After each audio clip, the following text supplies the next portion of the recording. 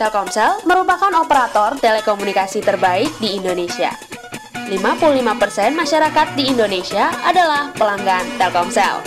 80% diantaranya merupakan pelanggan Kartu As. Kartu As kini telah hadir di beberapa negara Asia. Dan kini, Kartu As 2-in-1 juga siap melayani kamu di seluruh penjuru Taiwan. Nelpon putus-putus, basi deh. Dengan Kartu As 2-in-1, panggilan kamu akan terhubung dengan jaringan terkuat di Indonesia. Hanya Kartu As 2-in-1 yang bisa melakukan panggilan dari Taiwan dengan nomor tetap. Membuat kita selalu terhubung dengan orang-orang terdekat kita. Jadi, sekarang kamu dapat menikmati tarif nelpon lokal dengan kualitas internasional cukup dengan Rp3.500 selama 2 jam. Kartu As 2-in-1 melepas kangen mendekatkan jarak. Kartu As 2-in-1 lebih dekat, lebih baik. Dunia dalam genggamanmu.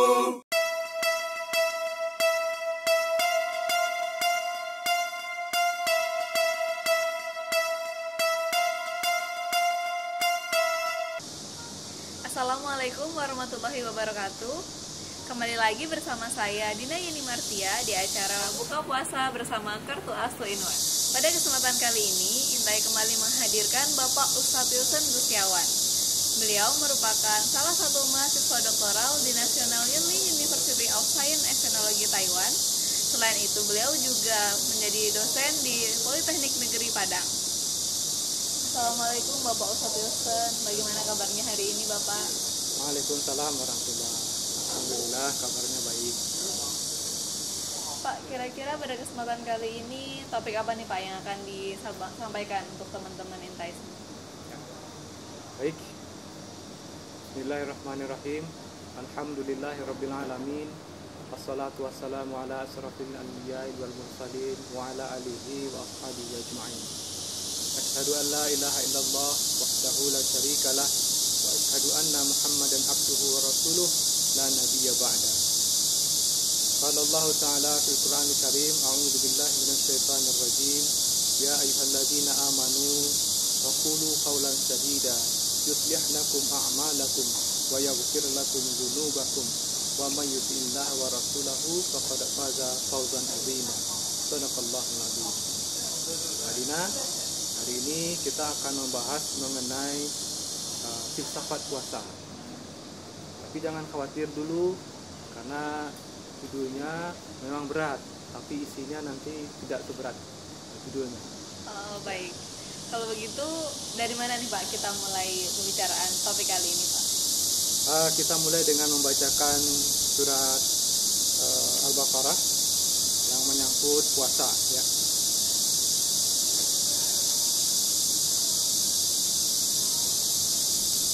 A'udzubillahi minasyaitonir rajim. Bismillahirrahmanirrahim. Ya ayyuhalladzina amanu kutiba alaikumus shiyamu kama kutiba alal ladzina min qablikum la'allakum tattaqun. Ayyaman ma'dudat. فمن كان منكم مريضا أو على سفر فعدة من أيام أخر وعلى الذين يطيقونه فدية طعام مسكين فمن تطوع خيرا فهو خير له وأن تصوموا خير لكم إن كنتم تعلمون شهر رمضان الذي أنزل فيه القرآن هدى للناس وبينات من الهدى والفرقان فمن شهد منكم الشهر فليصم ومن كان مريضا أو على سفر فعدة من أيام أخر يريد الله بكم اليسر ولا يريد بكم العسر walitukmilul iddata walitukabbirullaha ala ma hadakum wa la'allakum tashkurun. Uhilla lakum laylatas siyamir rafathu ila nisaikum hunna libasul lakum wa antum libasul lahun. Alimallahu annakum kuntum takhtanuna anfusakum fataba alaikum wa afa ankum fal'ana bashiruhunna wabtaghu ma kataballahu lakum wa kulu washrabu hatta yatabayyana lakumul khaytul abyadu minal khaytil aswadi minal fajr thumma atimmus siyama ilal layl wala tubashiruhunna wa antum aakifuna fil masajid tilka hududullahi fala taqrabuha kadzalika yubayyinullahu ayatihi linnasi la'allahum yattaqun. Sadaqallahul azim. Madina, bisa dibacakan artinya? Baik, saya akan mencoba membacakan arti dari ayat tersebut. Wahai orang-orang yang beriman, diwajibkan atas kamu berpuasa sebagaimana diwajibkan atas orang sebelum kamu agar kamu bertakwa, yaitu beberapa hari tertentu. Maka, barang siapa di antara kamu sakit atau dalam perjalanan, lalu tidak berpuasa, maka wajib mengganti sebanyak hari yang dia tidak berpuasa itu pada hari-hari yang lain. Dan bagi orang-orang yang berat menjalankannya, wajib membayar fidyah, yaitu memberi makan seorang miskin. Tetapi barang siapa dengan kerelaan hati mengerjakan kebajikan, maka itu lebih baik baginya, dan puasamu itu lebih baik bagimu jika kamu mengetahui. Bulan Ramadan adalah bulan yang di dalamnya diturunkan Al-Quran sebagai petunjuk bagi manusia dan penjelasan-penjelasan mengenai petunjuk itu dan pembeda antara yang benar dan yang batil. Karena itu, barang siapa di antara kamu ada di bulan itu, maka berpuasalah. Dan barang siapa sakit atau dalam perjalanan, dia tidak berpuasa, maka wajib menggantinya sebanyak hari yang ditinggalkannya itu pada hari-hari yang lain. Allah menghendaki kemudahan bagimu dan tidak menghendaki kesukaran bagimu. Hendaklah kamu mencukupkan bilangannya dan mengagungkan Allah atas petunjuknya yang diberikan kepadamu agar kamu bersyukur. Dihalalkan bagimu pada malam hari puasa bercampur dengan istrimu. Mereka adalah pakaian bagimu, dan kamu adalah pakaian bagi mereka. Allah mengetahui bahwa kamu tidak dapat menahan dirimu sendiri, tetapi Dia menerima tobatmu dan memaafkan kamu. Maka sekarang campurilah mereka dan carilah apa yang telah ditetapkan Allah bagimu. Makan dan minumlah hingga jelas bagimu perbedaan antara benang putih dan benang hitam, yaitu fajar. Kemudian sempurnakanlah puasa sampai datang malam. Tetapi jangan kamu campuri mereka ketika kamu beriktikaf dalam masjid. Itulah ketentuan Allah, maka janganlah kamu mendekatinya. Demikianlah Allah menerangkan ayat-ayatnya kepada manusia agar mereka bertakwa. Baik, kalau begitu, apa sih Pak dasar puasa itu sendiri? Ya, seperti surat Al-Baqarah yang kita bacakan tadi, dari ayat 183, 184, 185, dan 187, itu merupakan landasan yang utama dalam melaksanakan puasa. Jadi, sebagaimana juga yang telah kita bahas pada pengajian kita yang terdahulu, bahwa puasa itu diwajibkan kepada orang-orang yang beriman. karena Allah memanggil orang-orang yang beriman pada awal surat Al-Baqarah 183 ini. Dan kapan waktunya? Waktunya adalah ayyaman ma'dudat yang dijelaskan pada ayat 124-nya. Pada hari-hari tertentu. Kapan itu? Yaitu pada bulan Ramadan. Dan ya, di akhir surat ayat 183 yang kita sebutkan la'allakum tattaqun, ya, mudah-mudahan kamu bertakwa. Ini akan mendekatkan diri kepada Tuhan, ya, akan mendekatkan diri kepada Allah, meneguhkan hubungan dengan Allah, serta setia mengikuti perintah-perintah Allah.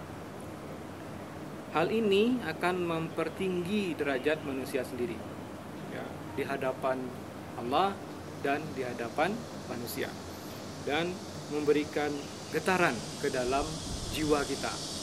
Nah, ini salah satu filsafatnya daripada puasa. Dan sebenarnya pada hakikatnya puasa ini memberikan kemerdekaan kepada kita. Merdeka, memberikan kebebasan, memberikan kemerdekaan, tapi kenapa justru kita dilarang makan dan minum saat berpuasa, Bapak? Ya, pertanyaan yang bagus, ya. Puasa dikatakan akan memberikan kemerdekaan kepada kita, tetapi kenapa malah kita dilarang atau dibatasi, disuruh menahan diri dari lapar dan haus selama sepanjang siang hari, ya, dari terbit fajar sampai terbenamnya matahari. Nah, ini kita melihat bahwa puasa ini jangan dilihat sebagai suatu kemerdekaan badan atau kemerdekaan jasmani. Mari kita renungi bahwa puasa ini memberikan kemerdekaan jiwa kepada kita, memberikan kemerdekaan batin kepada kita. Kenapa kemerdekaan batin? Coba bayangkan saja di siang hari bulan puasa, pada keadaan panas, dalam keadaan haus, gitu ya, dan di rumah kita tersedia air minum yang banyak, apalagi minumnya manis, sirup atau apa gitu, yang sangat bisa untuk melepaskan dahaga kita pada siang hari yang panas itu. Tetapi berani nggak kita untuk minum pada siang hari itu? Tentu tidak berani, ya. Itu tidak berani. Nah, itulah satu tanda bahwa jiwa kita merdeka untuk menentukan pilihan pada saat itu. Menentukan pilihan. Jiwa kita merdeka untuk menahan diri daripada rasa haus itu, menahan diri daripada rasa haus itu, sehingga kita menahan diri untuk tidak minum pada saat itu. Nah, ini yang kita maksudkan dengan merdeka secara jiwa, ya. Jadi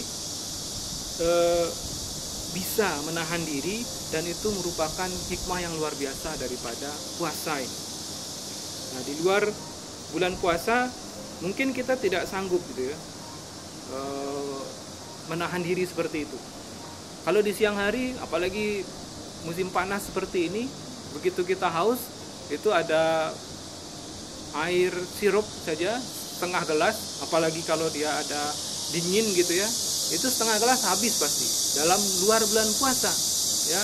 Kita tidak akan sanggup untuk menahan diri untuk tidak meminumnya di luar bulan puasa.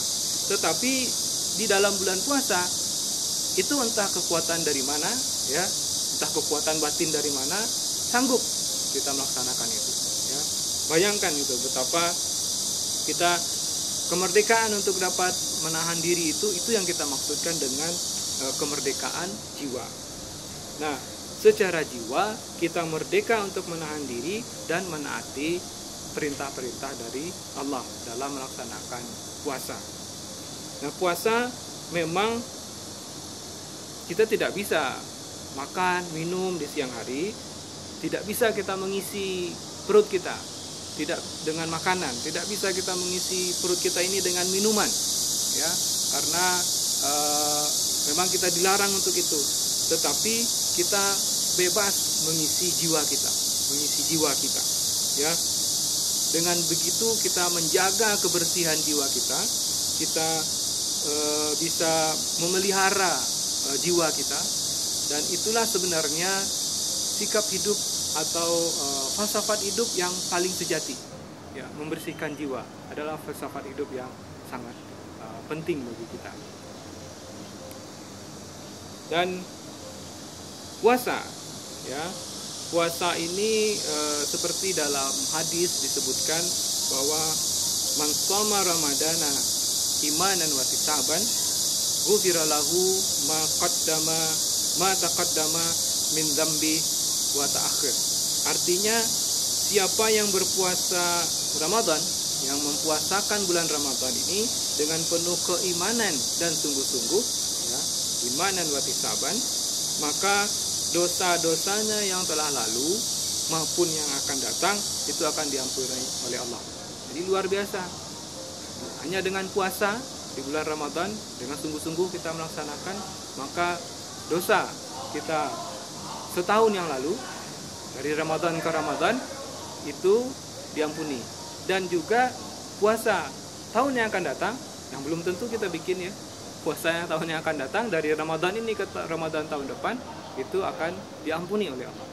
Nah, ini bukti lagi bahwa kemerdekaan jiwa kita dalam berpuasa itu akan membawa hasil bahwa dosa-dosa kita akan diampuni oleh Allah. Dan dalam bulan puasa ini kita dianjurkan oleh Allah untuk memperbanyak ibadah. Lantas ibadah-ibadah yang seperti apa nih Pak yang sangat dianjurkan untuk kita lakukan di bulan puasa ini? Ya, banyak sekali ibadah yang bisa kita perbanyak dalam bulan puasa ini. Dan sebagaimana kita ketahui, apapun ibadah yang kita lakukan, ya, apapun yang kita lakukan dalam bulan puasa ini, itu ganjarannya berlipat. Jadi kalau kita melaksanakan sesuatu hal yang baik, yang kita mendapatkan pahala, itu pahalanya akan berlipat. Sebaliknya, kalau kita melaksanakan sesuatu yang buruk atau sesuatu yang terlarang dan kita berdosa karenanya, atau kita akan mendapatkan ganjaran dosa yang juga berlipat. Ya, jadi banyak hati-hati di bulan Ramadan. Latihan kita untuk menahan diri untuk tidak berbuat maksiat itu harus kita kendalikan, karena konsekuensinya dosanya akan menjadi berlipat. Nah, memperbanyak ibadah ini misalnya kita banyak-banyak membaca Al-Quran. Ini memang dianjurkan untuk membaca Al-Quran. Kalau bisa dalam satu bulan Ramadan itu, sebulan selama 30 hari itu, satu Al-Quran itu selesai, ya, tamat, ya. Berarti itu satu hari itu satu juz, ya, satu hari satu juz. Kalau rata-rata Al-Quran yang cetakan sekarang ini satu juz itu sekitar 20 halaman. 20 halaman artinya kalau kita bagi 5, dalam setiap selesai salat yang wajib kita membaca 4 halaman. Ya, rutin, ya. Setiap selesai salat wajib 4 halaman. Jadi dalam satu hari itu selesai 20 halaman. Artinya satu juz. Dan mudah-mudahan dalam satu bulan Ramadan itu 1 juznya selesai. 30 juznya selesai, ya. Jadi kita khatam Al-Quran dalam 1 bulan. Itu boleh kita tekadkan. Nah, dalam membaca Al-Quran ini, kita memperbanyak membaca Al-Quran ini, akibatnya adalah akibat negatif, bukan akibat negatif, ya. Kita tentu berkurang waktu kita untuk bercakap atau mengobrol dengan teman, ya, karena kita membaca Al-Quran, ya. Kita berkurang interaksi kita dengan bercakap atau mengobrol dengan orang lain. Tetapi positifnya kita bercakapnya dengan Allah, ya, dengan Allah. Jadi bergaul kita dengan membatasi diri kita bergaul dengan manusia, tetapi kita memaksimalkan diri untuk bergaul dengan Allah. Jadi itu hikmah daripada membaca Al-Quran itu. Kemudian pada malam harinya kita juga ada ibadah khusus di bulan Ramadan ini yang hanya ada pada bulan Ramadan, yaitu salat tarawih. Ya, salat tarawih ini adalah ibadah salat yang hanya ada di bulan Ramadan. Di luar bulan Ramadan tidak ada. Ya. Tarawih ini biasanya ditambahkan dengan witir. Ya, witir sebagai penutup. Ya, salat witir itu adalah salat yang penutup. Salat witir itu kapan saja kita bisa lakukan. Artinya di luar bulan Ramadan juga witir juga ada. Ya. Witir itu adalah salat penutup pada saat pergantian siang atau malam. Ya. Jadi witir itu artinya ganjil ya. Witir itu artinya ganjil. Jadi kita menutup siang kita dengan salat witir. Salat yang ganjil rakaatnya. Salat apa? Kita menutup siang kita dengan salat yang ganjil rakaatnya. Salat apa?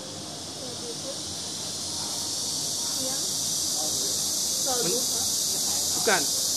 Pada saat kita menutup siang kita, menutup hari siang, salat maghrib. Jadi salat maghrib itu adalah salat witir, karena jumlahnya 3 sebagai penutup siang.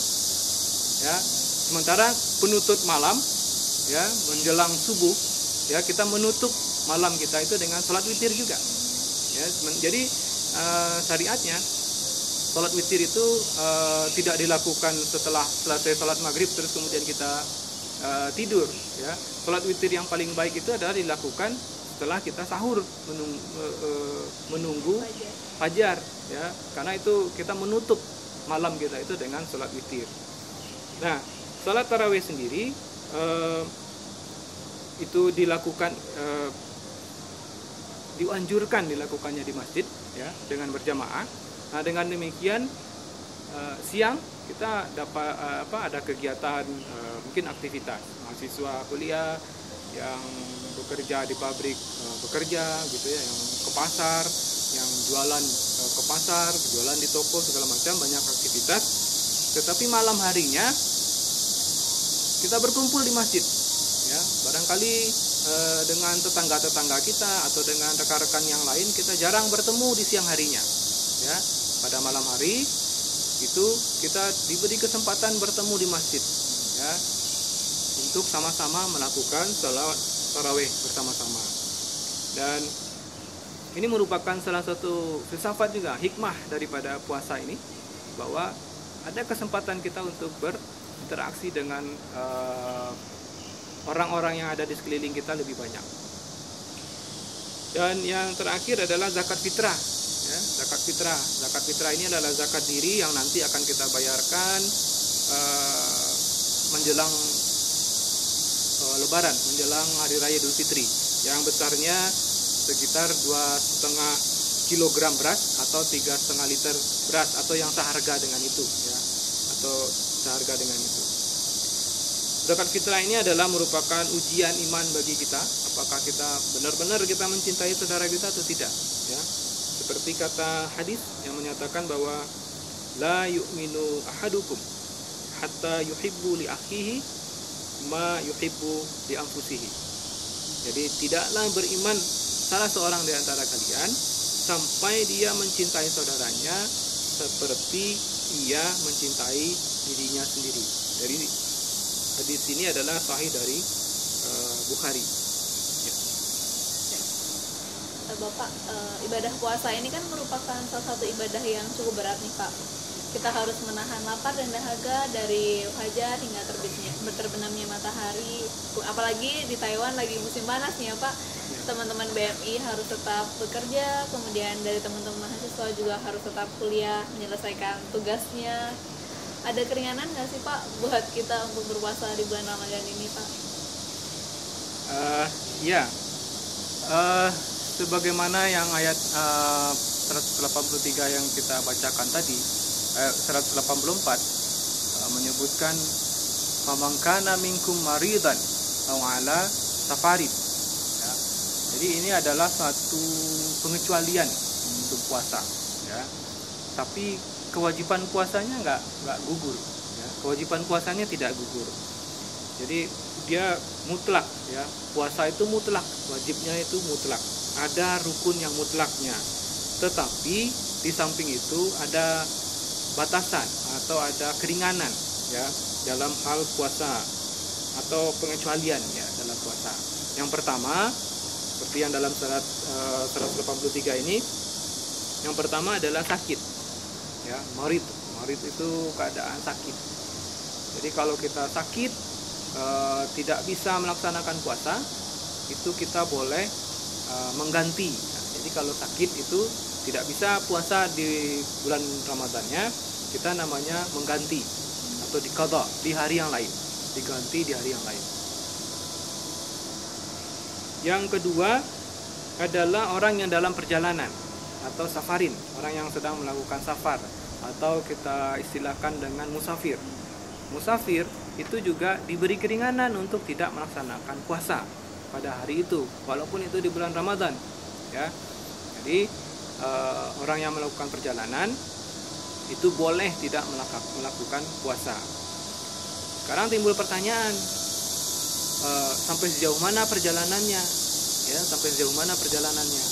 Nah, ini sebenarnya memang banyak pendapat. Ada ulama yang menyatakan ada marhalahnya, ada batasan-batasannya. Perjalanannya harus segini, harus ukuran segini. Ada yang 3 hari perjalanan pos, ada yang dalam kilometer, ada yang sampai 90 km, atau ada yang sampai dalam 3 hari ya, atau 2 hari. Tetapi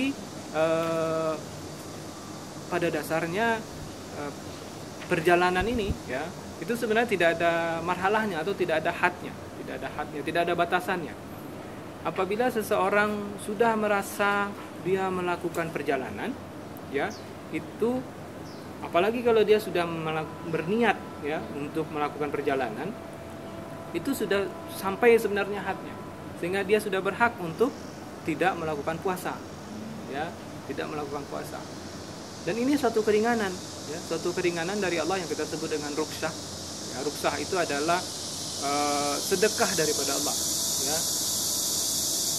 Apakah kita tidak mau mengambil sedekah daripada Allah ini ya? Kita diberi keringanan untuk tidak melakukan puasa bagi orang yang safar ini.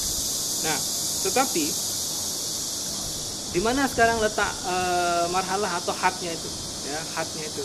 Nah, ini karena kaitan kita dengan filsafat puasa, hadnya itu kembali kepada hati kita sebenarnya ya. Hati kita, apakah benar-benar kita berniat atau benar-benar kita merasa sudah melakukan perjalanan. Nah, kalau sudah merasa kita melakukan perjalanan, boleh kita mengkategorikan diri kita sendiri sebagai musafir, sehingga kita mendapatkan rukhsah puasa ini, dan kita harus mengganti ya, sama dengan orang yang sakit, kita harus mengganti puasa ini di luar bulan Ramadan.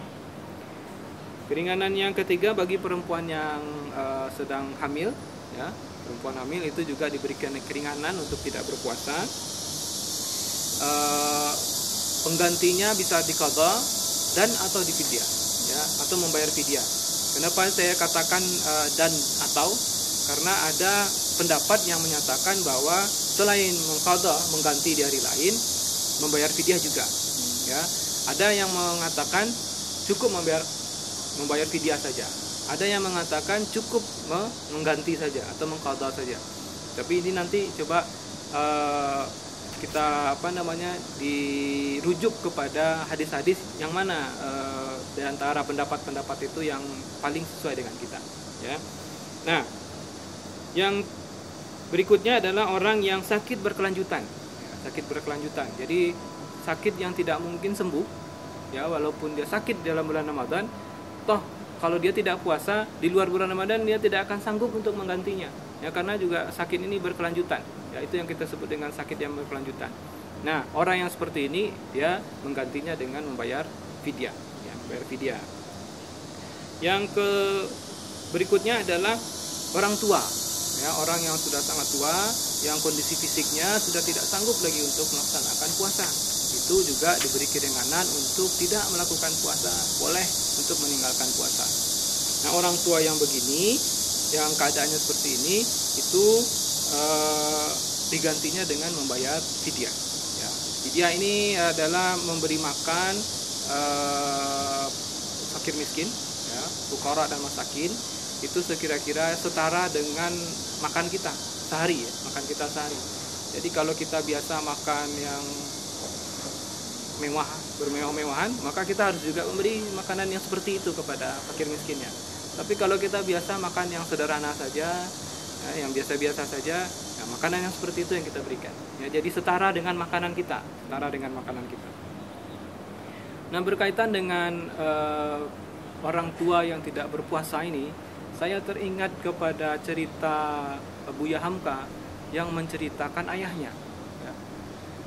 Pada masa itu ayahnya sudah berumur 80 tahun lebih, ya, dan sudah tua, sudah, ya, kalau dibilang sakit juga, ya sakitnya karena umur lah, ya, karena umur. Kemudian dokter yang merawatnya mengatakan kepada ayahnya Buya Hamka ini bahwa beliau boleh meninggalkan puasa karena secara hukum agama juga beliau boleh meninggalkan puasa. Tetapi ayahnya Buya Hamka ini diam saja, ya, jadi dia tidak menanggapi saran dari dokternya. Beliau tetap berpuasa di bulan Ramadan. Kemudian Ramadan berlalu, dia tetap berpuasa. Begitu dokter kembali memeriksa, dengan gembira ayahnya Buya Hamka ini bilang ke dokternya. Dokternya ini namanya Ali Akbar, ya, dia panggil Ali Akbar. Saya kemarin berpuasa, tidak batal satu hari pun. Kenapa Abuya berpuasa? Padahal kan sebenarnya Abuya bisa untuk meninggalkan puasa. Sangat ini sekali jawaban daripada ayahnya Buya Hamka ini.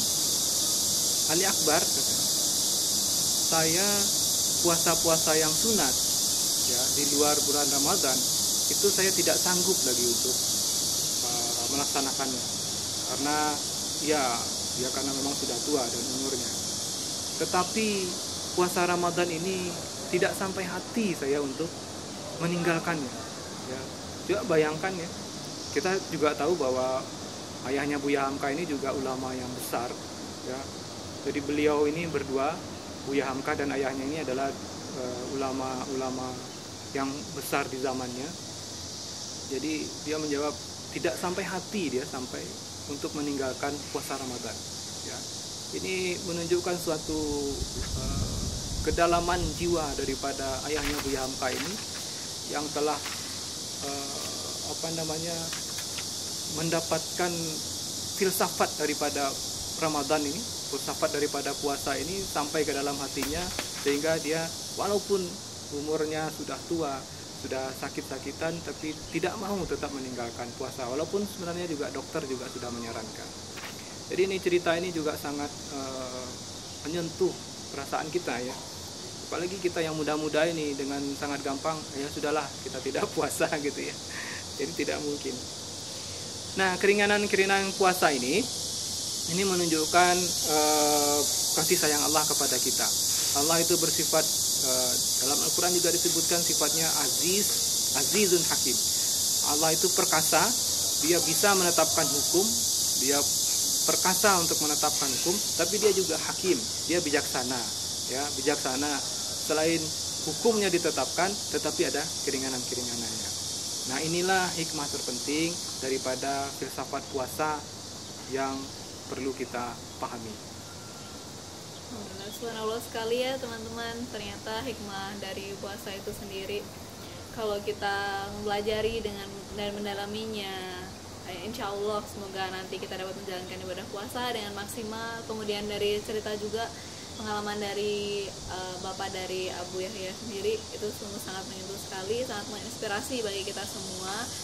Dan subhanallah, terima kasih Bapak Ustadz Wilson Gustiawan yang telah berkenan memberikan tausiahnya, memberikan pengalamannya dan wawasannya mengenai filsafat puasa Ramadan kali ini. Sekian dulu perjumpaan kita di acara Buka Puasa bersama Inte Channel. Sampai jumpa di acara berikutnya. Jangan lupa subscribe YouTube Intai Channel untuk mengetahui informasi terbaru. Assalamualaikum warahmatullahi wabarakatuh. Waalaikumsalam.